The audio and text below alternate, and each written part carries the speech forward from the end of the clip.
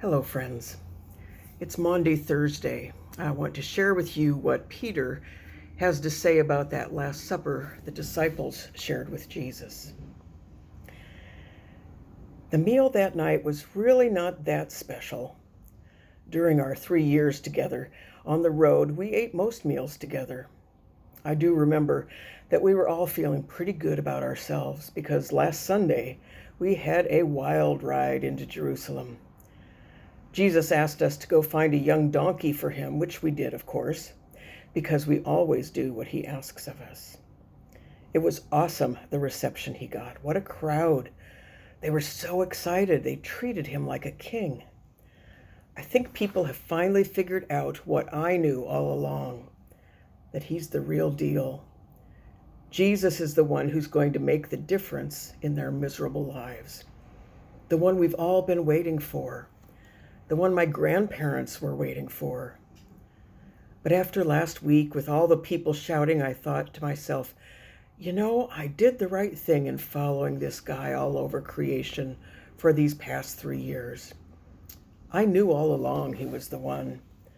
I don't always understand him, but I'm absolutely convinced he's the one. Anyway, back to dinner. Now, don't get me wrong, the food was good. Actually, the food was better than usual because, after all, it's Passover time and we're in Jerusalem. So we had this wonderful meal, relieved that all our hard work was finally going to pay off. I felt like something really big was about to happen. And then, right in the middle of the meal, Jesus gets up, takes off his robe, puts on a towel, fills a basin with water, and approaches me right in the middle of this great meal, like he's going to wash my feet. Now, I've been eating already for 10 minutes with dirty feet, so I'm thinking, what's the point of washing them now in the middle of the meal? But sometimes you just have to go with Jesus because, as I've learned, you're not going to figure him out, and I'm sure he's got a point. He has these little teaching moments every once in a while, I pulled my feet away and he grabbed one and I said, "Lord, are you going to wash my feet?" And he said, "You don't know now what I'm doing, but later you will understand." And I thought, here's Jesus on the floor in front of me. And the servants were standing over in the corner watching this. So I said, "No, Lord, you will never wash my feet." And he still got this grip on my ankle. And he looks me right in the eye and said, "Peter, if I do not wash you, you have no part in me." Well, I can't deny him anything. I thought, this is going to go on all night, and he's not going to give up until he does this. So I heard myself laughing and saying, "Well then, Lord, not my feet only, but how about my hands and my head?" So he gets done washing my feet, and I get back to my meal. I see that he's going one by one to everyone, washing everyone's feet. Then he puts his robe on, comes back to the table. Something had changed. Everyone got real quiet, and you could tell he had something really important he wanted to say. "Do you know what I have done to you?" It took me a while to get that he wasn't really talking about making my feet clean. I wasn't sure I knew what he was getting at. Sometimes I have the wrong answers to his questions, so I was relieved when he answered his own question. He said, "If I, your Lord and your teacher, have washed your feet, you also should wash one another's feet." I've been thinking about that ever since he said it. It's like he was a whole different person. On Sunday, he rides into Jerusalem like a king, and on Thursday, he's acting like a servant. Sometimes he's just not at all what I expected. And then he said he was an example that we should follow. I'll have to think about that. Hearing the story of the foot washing in Peter's voice offers a different perspective and a different feel for the lessons learned at the Last Supper. Teachers use different approaches and different methods to reach different people. After 3 years of teaching and storytelling, when Jesus knows his time is short, he changes his teaching approach and reduces his familiar lesson of love and forgiveness and intimacy to an act of washing feet, an offer of bread and a sip of wine.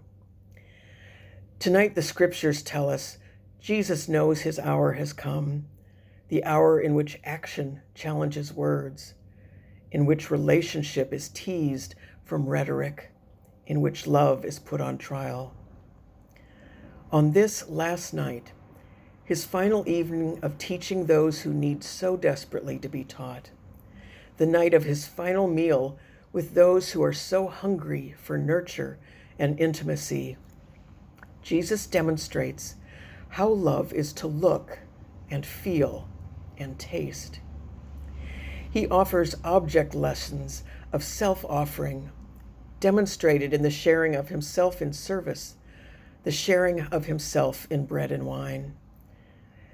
These lessons are invitations to us, really, to be drawn into the scene, to imagine what it would be like, what it would have been like to be there. Jesus then turns these lessons into assignments to carry what we have learned about love into our interior life with God, into our relationships with others. Do as I have done to you, Jesus says, after washing their feet. Do this, Jesus says, after sharing bread and wine. Do this often, Jesus says, as I have loved you. In juxtaposing foot washing and the Eucharist, Jesus shows us that the love which he commands us to share and make visible in our lives is service linked to sustenance, always renewable, always available. For this, love renews the one who obeys its command.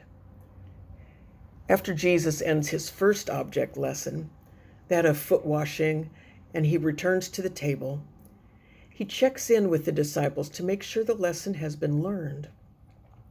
Do you know what I have done to you? Jesus asks. He asks us as well. Yes, Lord. You have cleansed what is soiled, nourished what is needy, and given me the best you have to offer, your very self. You have entered the bloodstream of my being and united yourself with me. You have shown me a love which makes a difference, a paradigm for ministry, an intersection of love and service. You have given me a glimpse at a banquet at which God is both host and food, a banquet at which all are welcome, but most especially those who are not clean and those of us who will never quite get it. Do you know what I have done to you? Jesus asks tonight. Yes, Lord. You have offered an image that I cannot erase from my mind. Lord of all, as servant of all.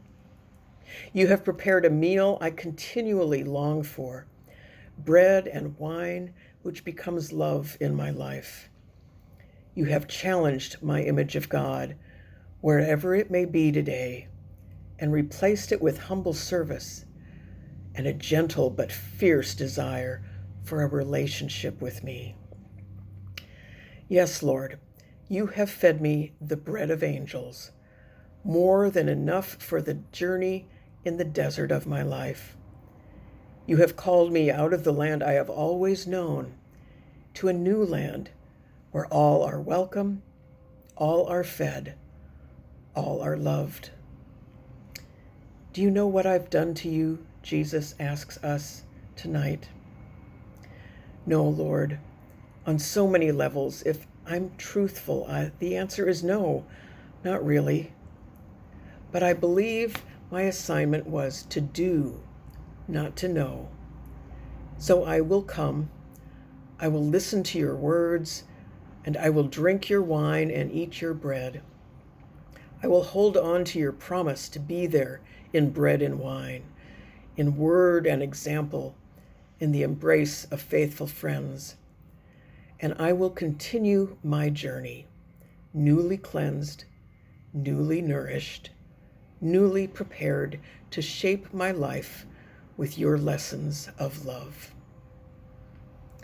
God bless each of you.